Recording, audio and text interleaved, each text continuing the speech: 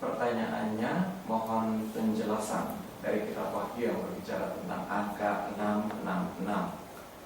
Ini adalah angka yang diberikan kepada sang antikristus ya. Dan itu muncul di dalam Wahyu 13 ayat 18. Yang penting di sini ialah hikmat. Barang siapa yang bijaksana, baiklah dia menghitung bilangan binatang itu. Karena bilangan itu adalah bilangan seorang manusia. Dan bilangannya ialah 666. Jadi ada angka 666. Apa arti angka 666 ini? Nah, saudara-saudara perlu ketahui bahwa 666 di sini tidak mudah diartikan. Dan sudah pasti tidak bisa berarti hurufiah. Mengapa? Karena kitab Wahyu sendiri itu adalah kitab yang hampir sebagian besar dari kitab itu bersifat simbolik, tidak bersifat hurufiah. Karena itu boleh dipastikan bahwa angka 666 yang dibicarakan dalam Wahyu 13 ayat 8 ini tidak menunjuk pada hurufiahnya. Sehingga kita tidak bisa ketika melihat atau menemukan angka 666 lalu kita, oh ini antikris. Tidak. Misalnya saudara pergi mau menginap di hotel yang ada 1000 kamar. Tahu-tahu saudara dapat kamar 666. Saudara tidak mau. Mengapa? Oh ini kamarnya antikris. Tidak bisa, tidak ada hubungan dengan antikris. Seorang teman pendeta, teman hamba Tuhan itu pernah punya nomor HP 081 sekian, ekornya 666. Nah, karena hamba Tuhan ini punya nomor HP ekor 666, lalu ada seorang jemaat datang kepada saya dan protes, tolong tuh tegur tuh teman hamba Tuhan, masa hamba Tuhan kok nomor HP-nya nomor antikris?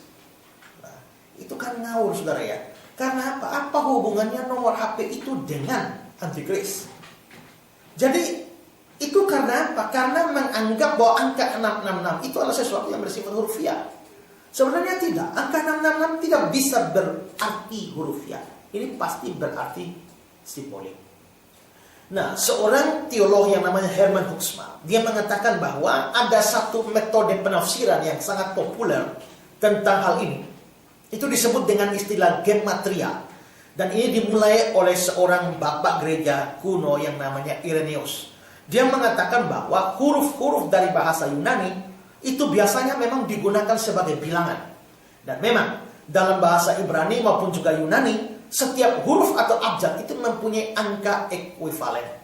Misalnya ya, dalam abjad Ibrani kan ada huruf pertama A, Alef, Bet, Gimel, Dalet, Het, Waw, Sahin, Het, Tet, Yod, dan sebagainya. Itu abjadnya Ibrani.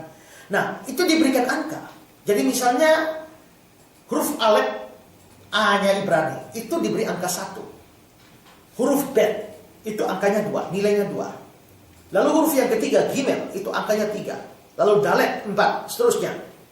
Sampai huruf yang ke-9, itu Tet, itu diberikan angka 9. Lalu Yod, itu 10. Tapi tidak ada 11. Huruf berikutnya adalah Kaf, itu sudah 20. Lalu Lamet, itu 30. Sehingga hitungannya begini. 1, 2, 3, 4, 5, 6, 7, 8, 9, 10, 20, 30, 40, dan seterusnya. Jadi tidak ada 11, 12. Langsung 10, 20 terus. Begitu juga hal yang sama waktu sampai pada angka 90. Huruf Sade 90. Lalu begitu masuk huruf Kof, itu nilainya 100. Huruf berikut adalah huruf Res. Itu bukan 101, tapi 200, 300, 400, dan seterusnya. Jadi 1, 2, 3, 4, 5, 6, 7, 8, 9, 10, 20, 30, 40, 50, 60, 70, 80, 90, 100, 200, 300, 400. Sampai huruf Tau yang terakhir itu bernilai 400. Nah, itu dalam abjad Ibrani begitu. Sama juga dengan abjad Yunani. Alfa, beta, gamma, delta, epsilon, zeta, eta, theta, iota, kappa, lambda, mu, nu, si, omikron, pi, rho, sigma, tau, epsilon, phi, psi, omega. Nah, huruf pertama adalah alfa, huruf terakhir adalah omega. Makanya adalah akulah alfa dan omega. Itu yang ayat Yesus bilang, akulah alfa dan omega itu. Nah, sama dengan huruf Ibrani, ini mempunyai angka ekuivalen. Alfa diberikan nilai 1, beta itu 2, gamma 3, iota itu 9, kappa 10, lambda itu sudah langsung 20, tidak lagi ada 11. Terus sampai sigma itu 90, lalu tau 100, upsilon langsung 200, sampai berakhir dengan huruf omega itu 600. Nah, itu kira-kira seperti itu. Kalau saya menyederhanakannya begini, saya membawa ke angka Latin. Angka Latin ini angka kita ya, A, B, C, D, E, F, G sampai Z. Nah, misalnya A itu nilainya 1, B nilai 2, C nilai 3. Nah, J 10, maka K itu sudah nilainya 20. Kalau R itu 90, S 100, T menjadi 200, sampai huruf terakhir Z itu 800. Nah, dengan angka-angka ekuivalen ini, maka setiap nama itu bisa dihitung bilangannya. Misalnya, nama saya Ezra. E itu nilainya 5. S itu nilainya 90. R itu 80. Lalu A itu 1. Jadi 5 tambah 90 tambah 80 tambah 1, 176. Belum 666. Berarti Ezra itu bukan antikris. Kenapa? Karena hanya bilangan namanya cuma 176. Sedangkan antikris itu mesti 666. Paulus misalnya, P 70, A itu 1, U 200, L 20, U 200, S 90. Jadi jumlahnya 581. Maka belum sampai 666. Maka dia, Paulus, bukan antikris. Atau Yesus, Iesus dalam ucapan Yunaninya. I itu 9, E itu 7, S 90, O 60, U 200, S 90. Jadi 456. Nah, lalu berarti Yesus bukan antikris dong, karena tidak sampai 666. Nah, ini metode seperti ini disebut sebagai metode gematria, dan membuat orang lalu mencari nama dan angka ekuivalennya ketemu 666. Nah, itu antikris. Nah, tetapi yang menjadi masalah di sini adalah seperti yang dikatakan oleh William Barclay. Bahkan berkata, usul berkenaan dengan angka dan 66 ini tidak ada akhirnya. Setiap orang telah membengkokkan dan mencocokkan dengan musuh bebuyutannya. Dan dengan demikian, 666 telah diartikan sebagai Paus, John Knox, Martin Luther, Napoleon, dan banyak yang lain. Karena bisa memungkinkan ada nama-nama orang tertentu setelah dijumlah huruf-huruf angka ekuivalennya dalam bahasa Yunani, atau bahasa Latin, atau bahasa Ibrani, itu bisa mencapai angka 666. Lalu diartikan itu antikris. Karena itu Barclay bilang, John Knox pernah dibilang sebagai antikris, Pausnya Katolik pernah disebut sebagai antikris, Reformator Protestan Martin Luther pernah disebut antikris, Napoleon juga pernah disebut sebagai antikris. Seorang penafsir yang lain namanya William Hendrickson, dia mengatakan usaha-usaha untuk sampai pada suatu penafsiran dengan menjumlahkan angka-angka dalam Nero, Plato, dan sebagainya tidak membawa kemana-mana. Justru karena mereka membawa kepada segala sesuatu. Jadi Nero sendiri, kaisar Roma yang kejam itu, pernah disebut sebagai antikris. Juga Plato, filsuf Jerman, filsuf Yunani itu disebut juga sebagai antikris. Dan masih terlalu banyak. Nah, ini adalah metode gematria. Tapi metode gematria dipakai secara luas pada masa lalu. Tapi menurut saya justru metode seperti ini mengacaukan ya. Dan menurut saya ini tidak benar. Karena memungkinkan siapapun dibikin namanya mencapai angka 666. Lalu yang harus dihitung apakah dari abjad Ibrani atau Ibrani Yunani atau Latin, itu kan membingungkan semua. Nah, karena itu maka apa sesungguhnya angka 666 ini? Menurut saya kita tidak bisa tahu dengan pasti.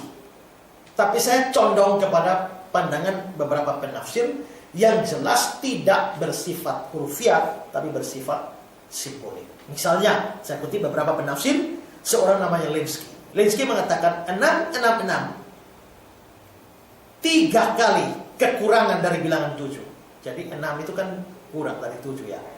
Tidak sampai 7. Nah, dengan kata lain 777. Jadi 666 itu di bawah 777. Tapi karena dia 6 berdekatan dengan 7, maka 6 ini bersaing dengan 7. 666 bersaing dengan 777. Lalu berusaha menghapuskan 777, tapi melakukannya dengan begitu gagal.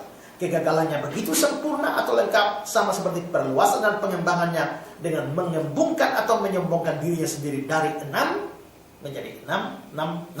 Nah, Lenski berkata, 6 ini adalah angka seorang manusia.